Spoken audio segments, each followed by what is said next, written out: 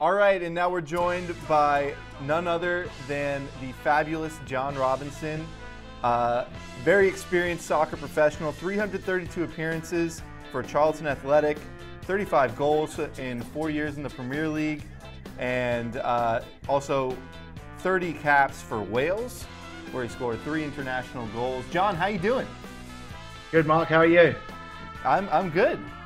It's good to see you. Full disclosure, I first met John when he came to the United States to begin his illustrious coaching career, where he led the Canterbury Cougars to an undefeated season in his first year in the United States. How many games did you play on that team? Oh, I've started every game. But now he's a prominent youth soccer coach in Florida, helping youngsters achieve their dreams, and we're happy to have him on to talk a little bit about the U17 World Cup and some insight into youth development in the United States.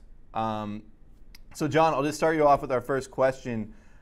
You played for the Welsh youth national team. What is the mindset of a national team player when you're at the youth level and you're going into a tournament and you're trying to get maybe like a first contract with a club? Okay, so with a youth player for a professional side of things, the mindset is that you've got to be showing you're better than the players they've already got on a professional contract. So in England it was a little bit different, because at 16 you leave high school, and you're then in the big wild world. So you've got to then be you're up obviously going into a lot earlier than what you are over here in America, where you have obviously opportunities to go to college. And obviously high school only finishes at 18. So the mindset is still the same, as you've got to be better than the player they've already got on the professional contract at the moment. And that could be players that are 25, 26 years of age that could just be in your position. On the international setup, when you're going into a youth tournament, we played in the European Championship qualifiers, we played in the World Cup qualifiers, all of those which mirrors the full squad. Yeah. So what that happens is the mindset is it's like a 10-day period. You have 2 games, generally one on a Saturday, one on the Wednesday, which again mirrors the full squad. Yeah. So the mindset is just making sure that you're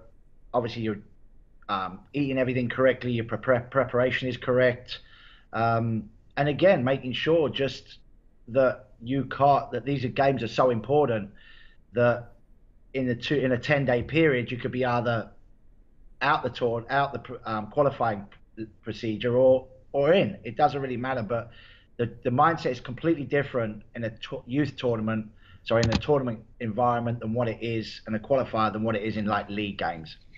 Yeah. Because you've got 2 games in 10 days. John, why is it that there are some players who really shine at these under-17 tournaments, and then they fail to really progress and make an impact at the professional level? I'm talking about players who maybe finish in the best 11 at the FIFA under-17, and everybody is really excited about them, and they don't make it. Why is that? If you are okay, so I'll be a two-way question, and so on. It's a good question regarding the America side of things. What you've got the under-17s.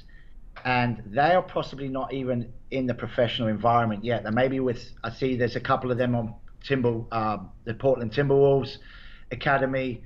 There's some that aren't on the Timberwolves, like in a professional MLS academy. So you have to be in that environment to progress up. So I think it's harder for the United States under-17 players. Whereas the European players, as I say, 16, you could be already signed your pro contract. You might have even made your debut for them. Or you may be at a lower level club that have already made that, again, might have already made their debut and played in the professional game. Because, again, we leave school earlier and you have an earlier opportunity to be within the professional ranks or be around the professional players on a full-time basis. Here it's not. So I think once you go to the tournaments, you can impress. Obviously, they're quality players. They wouldn't be selected for any international team. They're obviously quality players.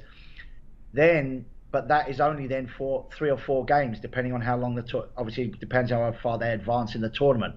So yes, you can do well against other players, depending on what kind of countries you're playing. But it's always going to be a bit harder for the players, the under 17s, in this country to make the professional grade and go on and make a career from it.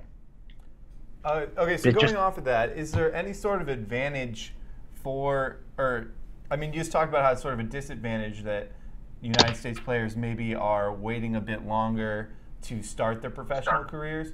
Is there any sort of advantage to maybe they're able to come into their own at a better time, a better age, and able to handle all the things that come with being a professional athlete by waiting until they have to be 18 or graduate high school to really dive into a full professional commitment? Is there, I mean, do you see any way that it benefits, or do you just find it as sort of a hindrance when you're trying to help these younger American players find a club? I think if you had the opportunity here, you've got athletes, fantastic athletes here. That's what I think America's completely different. They have a real good sports side of things, the professionalism of what it is. They now have an opportunity at a professional environment to make a career from them. So I think the more the MLS clubs can have these professional academies, the more at 16 they can say, right, the last 2 years of your high school, we're going to have the educational component within our system, within that. So you can still finish high school, but you're now training and playing every single day with a professional MLS academy, youth coach. Yeah. Now, the head coaches of the first team can see what you're like over a 2-year period to see whether they want to sign you in a professional contract. And then when they get to 18, which is when they finish high school as a senior, they can still get a degree because there's enough colleges around, if you're around the basis of an MLS academy, to partner up and say, right, these kids will go twice a day, like maybe 2 days a week to college, the schedule that we set. But again, they're training every day with the setup, and the head coach may turn around and have already offered them a pro contract because they're looking at them from 16 to 18. You're not in a high school environment. You're not even in a youth club environment within the United States. The more the MLS academies can call the shots, the better chance these players, these talented young players, or players that have potential to go on, will have a better chance and opportunity. That's what it is, because if you stay 2 years, again, then you're trying to now compete against other players, 17, 18, 19. You're competing against players that might have already played 20, maybe 100 odd games in the professional ranks. Yeah, that's a huge advantage. It's not now they should be thinking of. It should be thinking of, right, how can we? And then obviously that will help the main international team, the main lot. But the more they keep the kids at this age at 16, the disadvantage they're going to have. The more the MLS can and effectively can help with US soccer and say, right, these are the credentials that we feel we could do. They've got fantastic colleges around. And working with kids and saying, right, the last 2 years you're going to be here at these professional academies. We're going to get you to high school. We're going to set that up for you, and almost have their own private schedule. Right. And then the same with colleges. Yeah. Very interesting stuff. Marc, any reaction to that? No, it makes perfect sense actually. Yeah. The step up from amateur sports to professional sports is fraught with it's like a minefield with potential problems that can arise. So the more the teams and the more teams that are doing it, you mentioned MLS, but I would also include all the professional teams at all levels in this country. The more they can develop players, the more quality players will exist in the system. Right. Okay, well, we also want to talk, the reason we're having you on, John, is because the USA U17s is starting up on Friday, October 6th. And, you know, you work in this age group a good amount. And when you see a tournament like this come along, I mean, do you get excited as a youth coach to see these youth players going at it? Yeah, 100%. I mean, we've got soccer and everything like that, and obviously the players here, I see talent, and it's great now that the under-17s players can actually view. So again, everyone should be supporting the U17s, the youth national team, because again, it shows other players what level you need to aspire to if you want to try and make a career of it. So it's great. I mean, yeah, of course, we all get excited for these kind of tournaments. And I obviously really like the youth because that's where it is. That's the future for this sport. And I think the country and the whole thing should get behind whenever they come, whatever youth level comes about, especially like a tournament like this. Well, the U.S. national team, youth national team in the U17s, their best ever finish in a U17 World Cup was 1999. They finished fourth. Yep. Since then, they haven't gotten past the round of 16 since 2005. Wow. So not too much success at the U17 level, but maybe that'll change this year. The host country is India, and Marcus, have you looked at all into India as a soccer country and what the scene? Yeah, it's like the final frontier for development. As you know, India's got 1 billion plus people there, right, and many of them love the sport. There's not a high-level professional infrastructure to develop players. It's similar challenges as we face in the United States, but India is a little bit further behind, probably where the U.S. was in the 1970s or 1980s, before professional clubs really started getting involved with youth development. But it's a fertile ground, and this is India's first time hosting a major FIFA tournament. So, I think there's going to be a lot of excitement there and around the world, because clubs are always looking for new ways to connect with fans, right, and sell them jerseys and right, make them tune into games. So this is like FIFA's coming to India, and I'm interested to see what it's going to look like, what the fields are going to look like, what the crowds are going to sound like, what kind of crowds they'll draw, because youth tournaments, they can be hit or miss sometimes, where depending on how the host country is doing or the history of the sport there, it can be they can be packing stadiums, or they can be played to empty stadiums. So I'll be really interested to see just what the conditions are like. I'm not expecting much from India as the host nation. I think the United States should. You mentioned that they haven't gone past the round of 16 since '05, but they've made it to the round of 16 just about every time. They might have missed out once. Yeah. So it'll be really, I'll be following the U.S. team and seeing how they're doing, and there are a few players who are really highly touted. Right. So John, before we let you go, I just wanted to ask you, and we talked about all the challenges facing American players and finding a club and finishing high school, but how involved are you in maybe helping your players that you're in contact with on a daily, weekly basis get in with a club and sign their first professional contract? And how involved are you helping them get recognized by, say, the national team?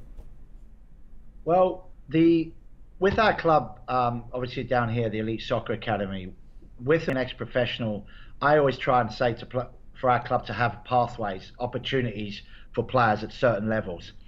Now, so we actually have, we're the only club that I know, certainly in maybe Florida, certainly in Southwest Florida, that we actually have a college sports recruiting USA. They're the world's leading college placement company that actually work for our players to find them a college scholarship or college opportunities.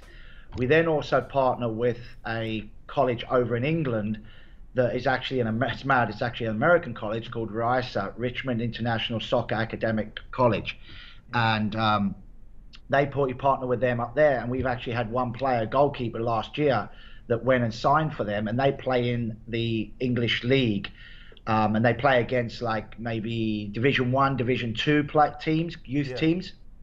So that's obviously and that's a 10-month period. It's not like college where you're at a 4-month period, August through to November, which is another topic. But so they go for 10 months. Yeah. And then they're playing up against other teams. Obviously, has scouts there. They have their own coaches there. So he's a starting goalkeeper for that. And if he doesn't after 4 years, all of his credits are coming back to America.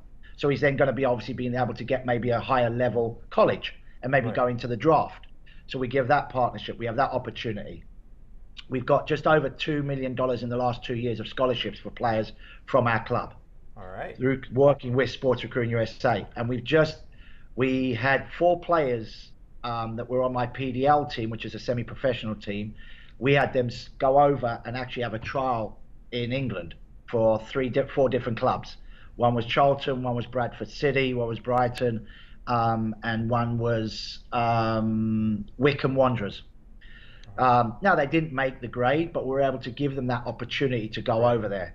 And just this Monday, we announced as our club that we partnered with a company called Soccerlution that actually have access to a lot of clubs within the London area, and they run their own academy over in England that's just by Wembley Stadium, that they have had players either have ex-pros or ex-players that have been released by youth academies that are looking at maybe another lower level professional club, or players that through their pro academy that they've had for 3 or 4 years will actually have an access, and they've just signed, Crystal Palace have just signed 2 of their players.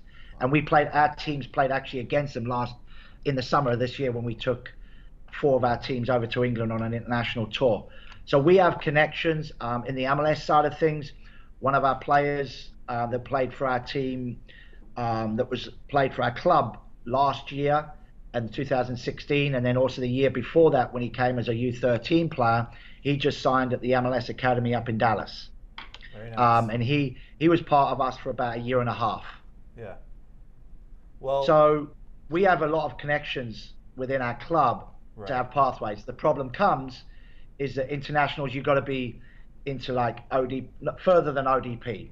Yeah. I mean, it's got to be different. And again, there's so many leagues around the country. There's different leagues, and that's why, as I say, the best players and the national players will generally only come from MLS academies if they do it right. Right. But our club has pathways for MLS, as we proved, professional and college, abroad and here. Right. Wow. Well, it's I mean, you threw out some big names there, so you're doing some good work there, Robbo. I want to thank you for joining us. You have any, wait, Pleasure. I didn't want to cut Marcus off. You have any final questions for Robbo? Sure. Yeah. Can Wales make it to the World Cup with Gareth Bale injured? Oh, I don't know, Marcus. It's a big game this week, mate. Yeah. It's a big game. It's like a playoff. It's like a knockout. Whoever wins it, I think, is Win or obviously go in the home. playoffs. But I mean, Wales have always been about the team. I mean, we've had world-class stars. The closest we ever got was when we hit the crossbar. No, when Paul Bowden missed the penalty. When Paul Bowden missed the penalty with 3 minutes to go against Romania. So I think this year, hopefully, it could be the time for the Welsh to get back on that scene. It's a good opportunity. With Bale out, it's going to make it much harder. Certainly. But- Well, we'll be keeping an eye on it. Yeah. Thanks, bud. All right, John. Thanks for joining us, and I'm sure we'll talk to you again sometime in the future. So, All right, Thank you, bud. John. Always a pleasure, mate. Good luck. All right. Thanks, gentlemen.